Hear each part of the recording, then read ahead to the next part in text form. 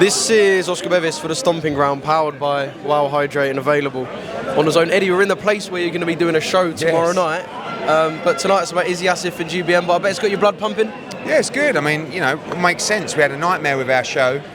Obviously, Dalton Smith was at Sheffield Arena, got injured. Johnny Fisher was at the Copper Box, got injured. And then we wanted to keep the show on. So we wanted to do it in Sheffield.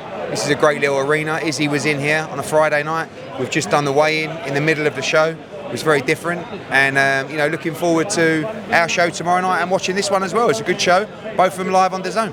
Yeah, I know Izzy was happy with your, I guess, seal of approval when you get the weigh-in in the middle of one of his shows. I've known him for a long time. He's always been a fan of how you've done things, and I guess kind of tried to set to your standard. What sort of conversations were you and him having ringside? Well, firstly, he said, do you want to go and get some food? I've got to have a shout out to the sponsor. What was it? Indus, Indian restaurant. I'm still sweating from the chicken tikka. It was unbelievable. And yeah, I like what he's doing. You know, there's two obviously standout of the smaller promoters now, if you like, with Top Tier and Izzy, and they're both on DAZN, and they're both doing a brilliant job. They're both very useful for us as well, because obviously with Top Tier we're putting talent on that card, we're getting them regular activity, they're going deeper on the shows, later on the shows, they're selling a lot of tickets, and the same will happen here with Izzy, so both doing a great job. Yeah. Right, let's talk about Wednesday. How would you reflect on that press conference? Can you call it good fun? I know a lot was said. I mean, look, obviously people have got agendas, and unfortunately, you know, a few people got set up for the fall, but they took the bait and they fell for it, and you had to, you know, you just, I don't really take anything personally in boxing. Like, it's a shit game, it's a shit business, and you have to deal with helmets every now and again, do you know what I mean? So I'm not going to listen to Chris Eubank Jr. People were texting me during the time. There's a lot of history in press conferences you guys don't know about with Eubank and stuff like that. People were telling me to drop the bomb, and I was like, nah. Like, otherwise you get into a back and forth, and it doesn't matter. Like, it's just a set-up line that he's been told to say. So he was wrong in his comments, and he had to apologise, which was very embarrassing, because you come out being kind of like a renegade hero. Look what I said, and then an hour later, I'm so sorry, none of it's true, and I apologise. So, you know, weren't the best for him, but it was like, it got people talking. So, as long as you don't take it too personally, it's all part of the game, it's all part of the charade, it's all part of the drama. Was it a Chris Eubank Jr. apology though? Or did it come from elsewhere? Was it an actual Chris Eubank Jr. apology, that? What, his statement? Or did it come from elsewhere?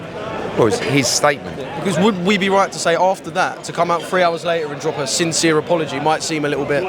Well, he made it. I mean, he had to make it. Otherwise, he would have got in he would have had major problems. So Chris Eubank Jr. apologised. It was Chris Eubank Jr.'s statement. There was one name missing from that apology, Frank Smith. Yeah, I did, you know, when I saw the statement, I did actually feed back to the teams that Frank Smith should be included in that, and they didn't include Frank Smith.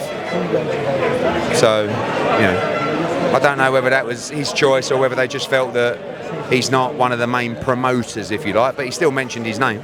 So I think he owes him an apology as well, but who knows, who cares? I guess from the legal side of things, you'd know a lot more than me, and I guess most of the people watching. That S-bomb that gets dropped, the Sue, how far can you go with that? Because I guess it was just insults were thrown. No, but then it was incorrect facts. It was incorrect facts. I mean, everything that he said about us was incorrect, down to substances, down to the way things played out. I mean, you're talking about the kid that asked for an extra £1 million to take the fight against Conor Benn. Talks absolute shit. But, you know, it is what it is, and, you know, you can't take it too seriously. We move on. Was you surprised that Frank had a little bit of a go back? Because obviously you kept... No, Frank was absolutely fuming. Yeah, but I could have said so much, but you save it for another day. Just a quick one on Oscar De La Hoya. I know when we spoke when you was in Vegas and I was in Newcastle, you said you was enjoying his little videos. Yeah. And now you're the centre of one of them. Yeah, I just, you know, I mean, just a weird guy, really, isn't he? But I think we all need weird in our life, you know. I don't like those people that pretend they're so happy, but actually they're burning inside. You know, like his fucking silly voice that he puts on. He's lost all his fighters, and I think he's hurting. You know, Canelo's obviously gone. Jaime Munguiri pretends that he hasn't gone, but he's gone to top rank. Virgil Ortiz, you know, you saw his crowd against Bokacic. Ryan Garcia's out for a year. Golden Boy are done, really. But, you know, he's still a character. And I don't take it too seriously, either what he says. I think he's got a lot of demons, Oscar. I just hope he's okay. Do you know what I never thought I would see? Dev Sani sticking up for Eddie Hearn on Twitter. Yeah, because he said he was like, look what Joshua's made. But the thing is, when you say he doesn't look at AJ, he dropped the, what was it? I don't know, and he doesn't know how to build fighters. I mean, AJ's probably the fighter that's been the best built fighter out of any fighter from our generation. Like, yeah, but you know, listen, Oscar's Oscar. It's another week of not talking about his fighters, who are all basically irrelevant.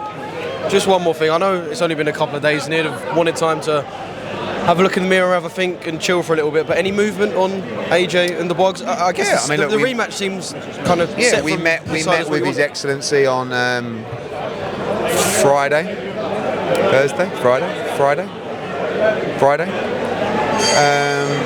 You know, I don't think he'd be annoyed by me saying he wants to see the immediate rematch. Obviously, that's our option to take. And it may well happen, but we're going to have a little think, get his hands checked out, get everything checked out, and we'll see if that's possible.